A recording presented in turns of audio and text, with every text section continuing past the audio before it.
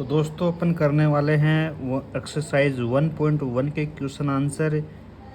Name the property under multiplication use in each of the following. इस question के अंदर अपने को पूछा है कि इसके अंदर कौन सी प्रॉपर्टी यूज होगी, उसका अपने को नाम बताना है। इसको करने से पहले कुछ बेसिक चीज़ें हैं वो आपको आनी बहुत ज़रूरी हैं। जैसे 1 को अपन किसी भी संख्या से मल्टीप्लाई करेंगे तो वही संख्या वापस में रिपीट होती है। जैसे 1 को अपन 2 से मल्टीप्लाई करें तो आंसर क्या आएगा, 2 आएगा। जैसे 1 को अपन 3 से मल्टीप्लाई करें तो आंसर 3 आने वाला है। अगर 1 को अपन 5 से मल्टीप्लाई करें तो आंसर क्या आएगा, 5 आएगा। इसके अंदर 1 क्या है, 1 एक मल्टीप्लिकेटिव आइडेंटिटी है। जिस प्रकार से क्वेश्चन में बताया गया है कि -4/5 इसको 1 से मल्टीप्लाई करें या 1 को -4/5 से मल्टीप्लाई करें तो आंसर इसका -4/5 ही आया। तो इसके अंदर क्या हुआ, कौन सी प्रॉपर्टी यूज हुई है, इसके अंदर यूज हुई है 1 इज मल्टीप्लिकेटिव आइडेंटिटी या मल्टीप्लिकेटिव प्रॉपर्टी। ओके फ्रेंड्स, तो चलिए फ्रेंड्स क्वेश्चन 2 को करने से पहले कुछ बेसिक अपन इसके बारे में जान लेते हैं। जैसे अपन a को अगर b से मल्टीप्लाई करते हैं तो यहाँ पे क्या आने वाला है, b पहले आएगा और a को उसके बाद में उससे मल्टीप्लाई कर देंगे। एक पैटर्न तो ये हो गया। उसके बाद में एक पैटर्न ये होता है, a को b के अंदर प्लस करते हैं तो b पहले आएगा और a बाद में आएगा। ये प्लस में भी होता है और ये मल्टीप्लाई में भी होता है। जैसे a पहले आया और b उसके बाद में इससे मल्टीप्लाई हुआ है। इसी तरीके से a इसमें पहले आया और b इसके बाद साथ में प्लस हुआ है। तो इक्वल के जस्ट बाद में b आ गया और लास्ट में क्या आएगा, a आएगा।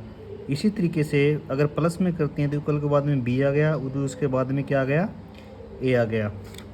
इस पैटर्न को इस पैटर्न की प्रॉपर्टी को अपन बोलते हैं कम्यूटेटिव प्रॉपर्टी। क्या बोलते हैं, कम्यूटेटिव प्रॉपर्टीज। इस तरीके का कोई भी आपको एग्जांपल दिखे तो उसके अंदर कम्यूटेटिव प्रॉपर्टी का यूज हुआ है। ठीक है, तो क्वेश्चन 2 देखते हैं अपने यहाँ से। इसके अंदर बताया गया है -13/17 मल्टीप्लाई हुआ है -2/7। इक्वल का साइन, फिर -2/7 और मल्टीपल में -13/17। तो कहीं ना कहीं फ्रेंड्स ये इस पैटर्न के हिसाब से चल रहा है।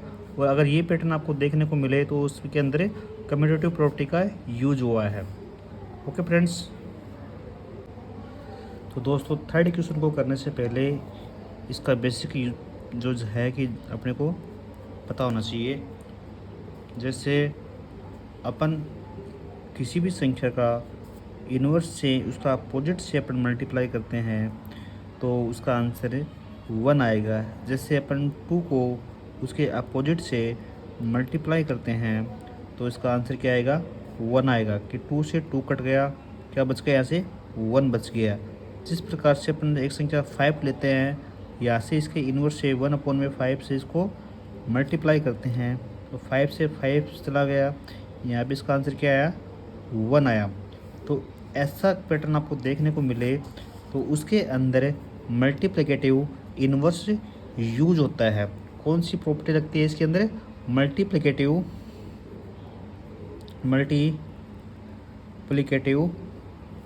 इन्वर्स।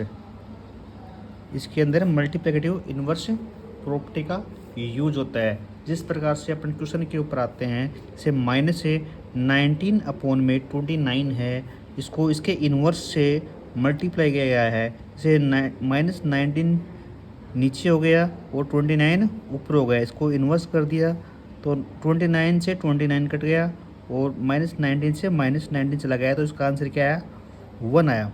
तो ऐसा इस क्वेश्चन के अंदर कौन सी प्रॉपर्टी का यूज हुआ है, मल्टीप्लिकेटिव इन्वर्स प्रॉपर्टी का यूज हुआ है। तो दोस्तों क्वेश्चन सेकंड को डिस्कस कर लेते हैं। इसमें बताया गया है tell what properties allow you to compute, है ना।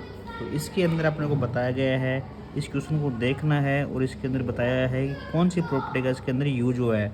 आपको इंट्रोडक्शन पार्ट में मैंने बताया था, अगर कोई भी इस हिसाब से पैटर्न चल रहा है a plus B plus C equal a plus B plus C, मैंने b और c के ऊपर क्या लगा दिया, कोष्टक लगा दिया।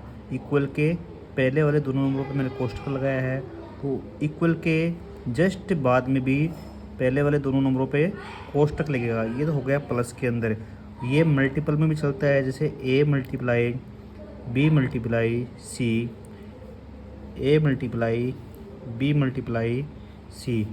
जैसे इक्वल के पहले दोनों संख्याओं पे कोष्टक लग गया, उसी हिसाब से इक्वल के जस्ट बाद वाली दोनों संख्याओं पे कोष्टक लगेगा। तो अपन क्वेश्चन के ऊपर वापस आते हैं। यहाँ पे लिखा हुआ है 1/3 मल्टीप्लाई 6 मल्टीप्लाई 4/3। उसके बाद में 1/3 मल्टीप्लाई 6 मल्टीप्लाई 4/3। तो इक्वल के पहले दो संख्याओं पे कोष्टक लगाया गया है और इक्वल के दोनों संख्याओं के बाद में भी कोष्टक लगाया गया है। तो ऐसी प्रॉपर्टी जिसका नाम होता है, इसको बोलते हैं अपन एसोसिएटिव प्रॉपर्टी। एसोसिएटिव प्रॉपर्टी, इस प्रॉपर्टी का नाम है एसोसिएटिव प्रॉपर्टी। ये दो एग्जांपल है एसोसिएटिव प्रॉपर्टी के, इसमें प्लस में भी हो सकता है और मल्टीप्लाई में भी हो सकता है। तो फ्रेंड्स, इस एक्सरसाइज का लास्ट और आखिरी क्वेश्चन डिस्कस कर लेते हैं।